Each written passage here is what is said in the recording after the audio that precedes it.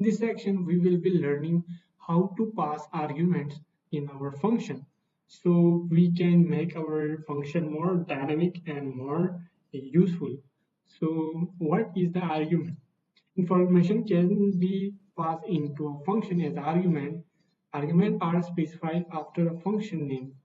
Inside the parentheses, you can add any arguments as you want. Just separate them with a comma. The following example function with one argument fname. When the function is called, we pass along a first name, which is used inside the function to print the full name. Oh, okay. Let's try out this and learn how we can use the argument in Python. So this is the code we have, and what it actually does, it makes our function more reliable and more useful. So we only have one function. We have declared a function with def, and our function name is my function, and we are passing an argument. Argument means we are able to call any stuff from our calling function where we can put a value and it will automatically go to our function output or something else, and it will be using it, so it become more useful. So instead of this, if you don't have this kind of stuff, like if you don't have an argument, so we can't do something like to be like, if we do this, uh, then we cannot run this.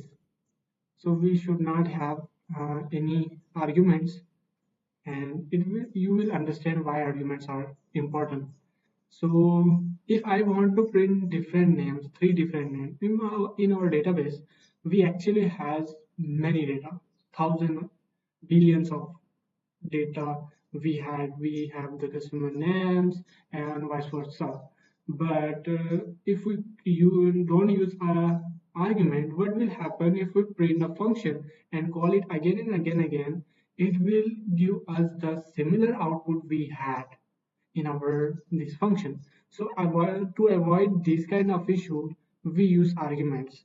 So if you put any argument in your code base and if you run this, nothing will change and it will actually give an error. So after putting an argument which you want to make it dynamic here, you have to pass it here also. So you have to have the variable name which we will be passing as an argument.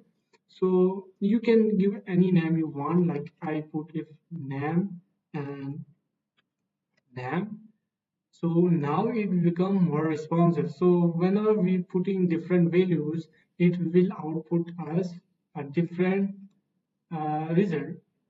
So our function is now more useful and our function content is dynamic and it is coming from the function calling. So you have to keep in mind how to use these argument to make your application more reliable and scalable. What is the difference between parameters versus arguments? The term, the terms parameter and argument can be used for the same thing, uh, information that are passed into a function. So from a function perspective, an argument is the variable listed inside the parenthesis in the function decision. Okay, variable listed inside the parenthesis in the function definition. An argument is the actual value that is sent to the function when it is called. So parameter, this is the parameter which we are calling in our function within the parenthesis, but the stuff we are calling in our function, when function is calling, this is called an argument. So parenthesis is a variable and our argument is actual value. So hopefully you understand, it's easy. Number of arguments. By default, a function must be called with the correct number of arguments.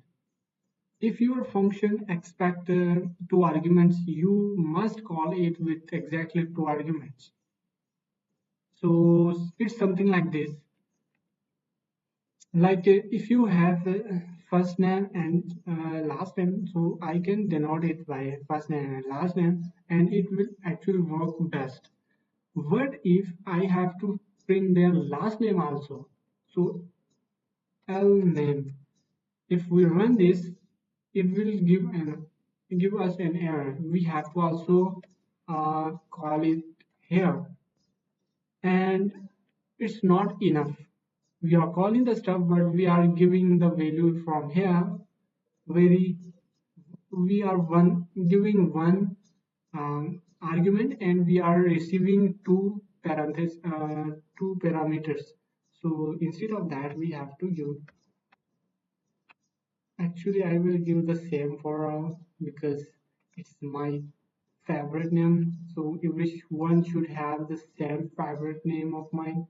So if we run this, then you will see everything is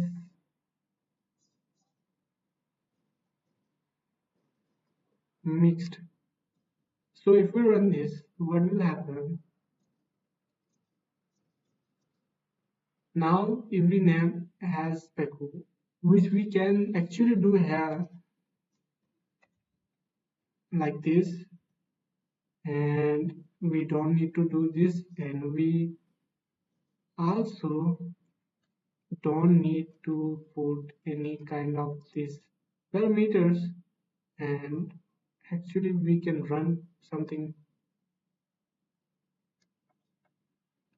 like this.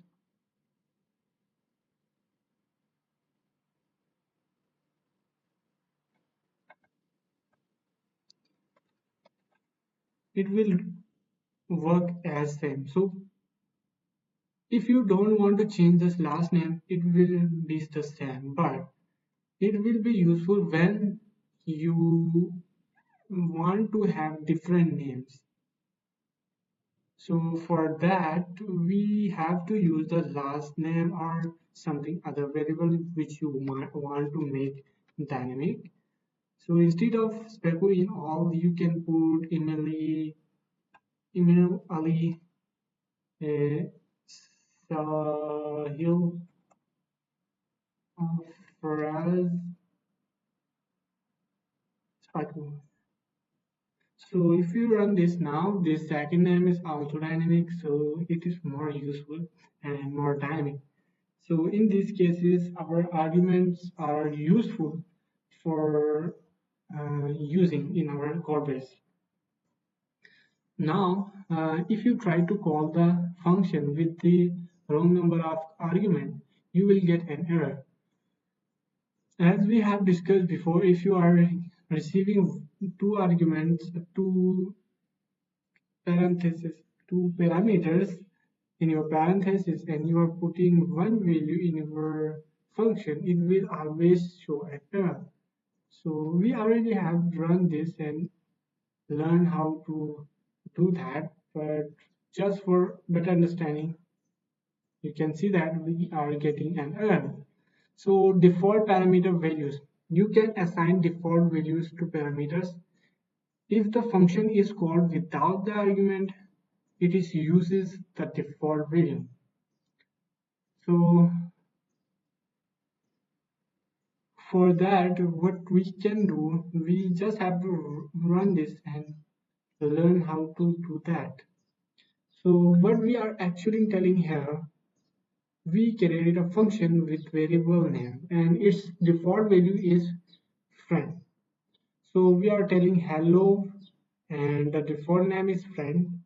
So whenever we are getting some value from the function as a argument like Emil, the name will contain this new value because it will prioritize the value which is coming from function calling. So all the function which is calling with an argument will contain their own names. And if any function doesn't contain any argument, and if we have a default value for it, then it will call the default value hello friend. And hopefully you have seen this kind of use case in your real life experiences, where you get an email, and actually the business owner sent email to thousands of people, and due to its dynamic functionality, what it does, if the emailing person knows your name, then it's this automatic emailing system where the system run this logic, and if the system knows your name, it will put the actual name of you. If the system doesn't know what is your name, then it's automatically put the name, put the friend or something else in your email.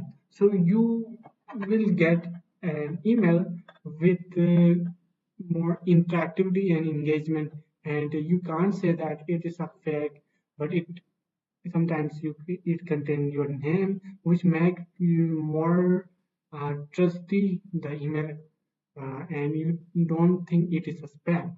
So in these scenarios, you can use this kind of function, and actually these kind of logics are running into the biggest applications. So example, default value for country parameter, as we have the default value for our uh, names, now we can have default value for country. It is just exactly same. We are telling that if any function doesn't contain any country name, then the default country name should be Norway. In my case, I can put Pakistan because I'm Pakistani. I have to put that. If we run this, then if anybody doesn't have any calling with any, then it will contain default name of Pakistan. That's the great way to use a default value. Keyword arguments. You can send argument with the key is equal to value syntax. So let's do it. What is actually happening? We are giving values to our variables, what we already have done in our previous section, but in this case we are also declaring the variables and assigning them value. So we have animal, which is dog, and name is equal to buddy.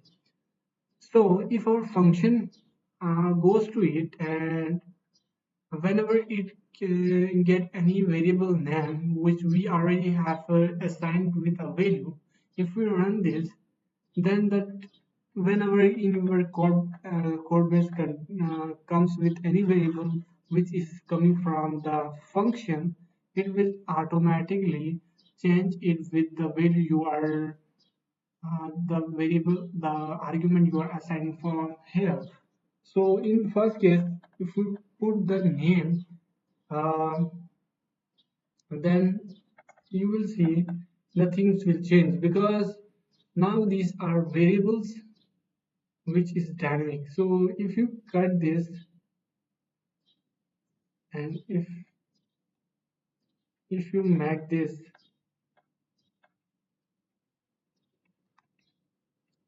and if you run this, then you will see exact same result, but we have to put the index. Without that, it can cause an error. So you can see that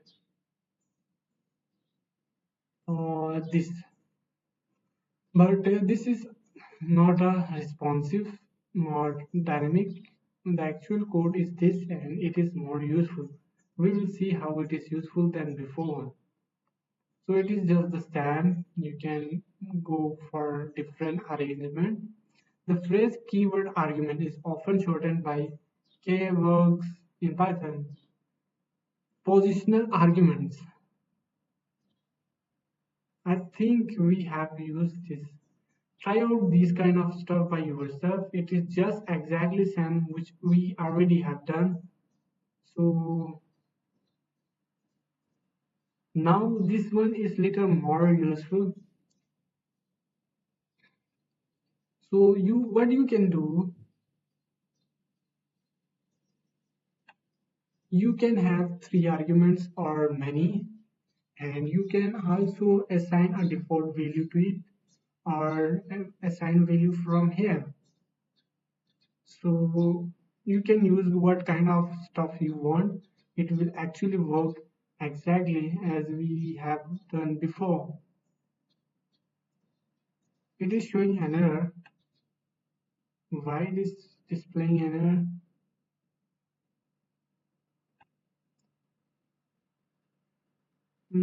However, position argument must before keyword. So what is happening?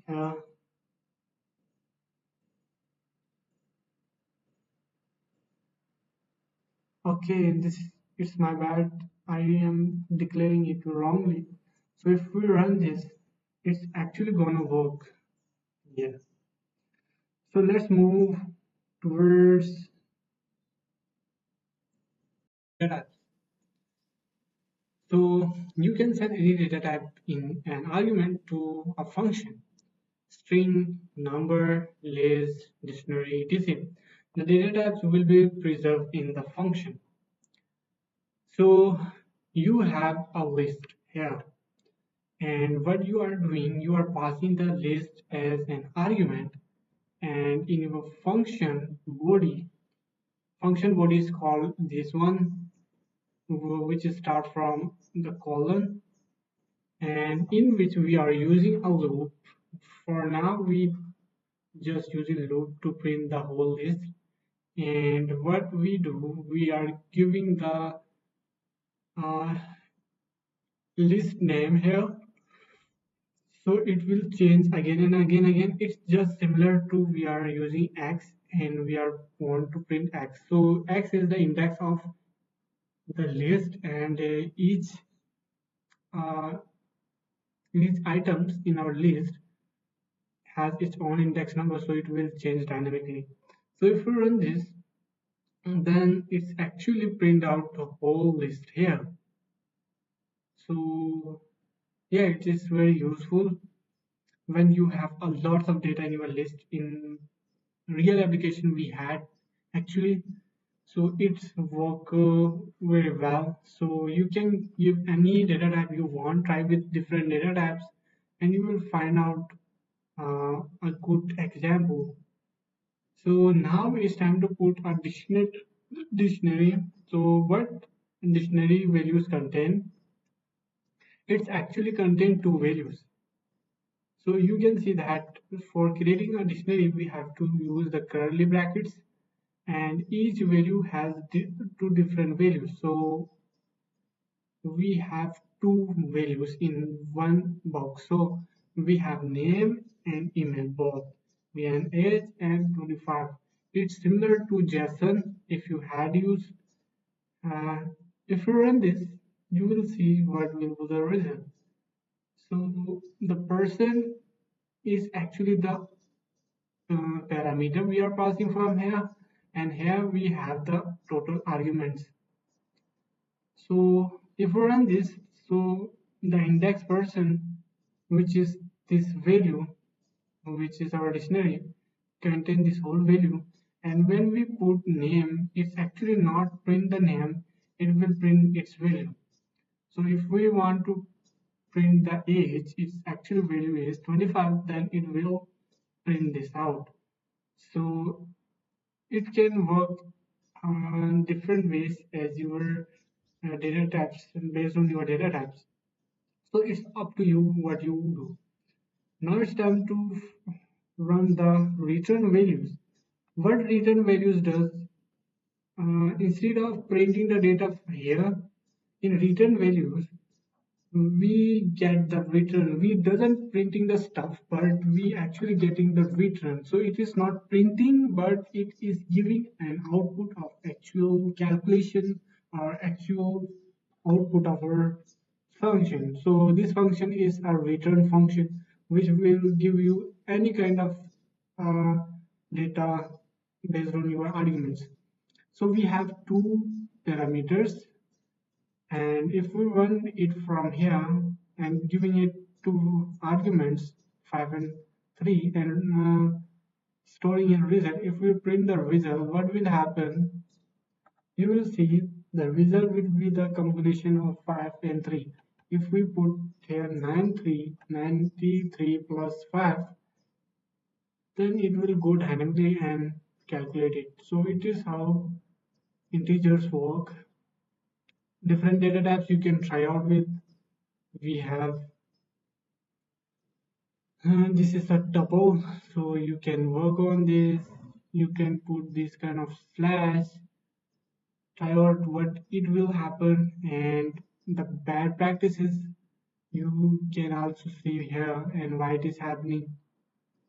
Keyword only arguments. Try out these all of this stuff. If you are stuck anywhere, you can tell me and I will definitely going to guide you throughout the process. So what of the following function will print hello? Mm, this will actually do, yeah, that's great. So hopefully you understand. We will be moving forward towards learning the next topics. But for right now, it's okay. So see you tomorrow.